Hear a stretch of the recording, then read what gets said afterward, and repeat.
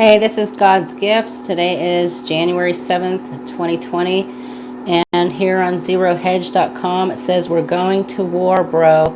Elite 82nd Airborne in the largest fast deployment in a decade. It says we're going to war, bro, declares the young U.S. soldier from U.S. Army celebrating the 82nd Airborne Division. He gave reporters a confident two thumbs up as his unit moved out on its largest fast deployment in a decade. At a moment, Iran has promised to inflict a historic nightmare on U.S. in retaliation for killing Qasem Soleimani. Reuters provided a detailed account of an uneasy yet somewhat jovial calm before the storm atmosphere that prevailed in the airport tarmac at Fort Bragg, North Carolina, as 600 soldiers and many hundreds more support crew flew out. While Kuwait is expected to be a first stop for most of some 3,500 total paratroopers ordered to the region, the final destination is classified, and the Army is concerned over information leaks. For this reason, the U.S. Army confiscated cell phones and any personal communication devices of those deploying on a transport planner.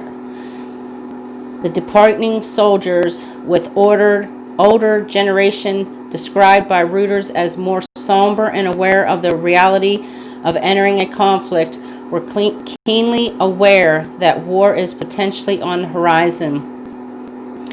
The older soldiers in the 30s and 40s were visibly more somber, having the experience of seeing comrades come home from past deployments, learning to walk on one leg or flag-dropped coffins. "This is the mission, men," said Brian Knight, retired Army veteran who has been on 5 combats deployed to the Middle East. "They are answering America's 911 call," Knight said. "They're stoked to go. The president called for the 82nd. The guys are excited to go, but none of us know how long they will be gone," Army spokesman Lieutenant Colonel Mike Burns said.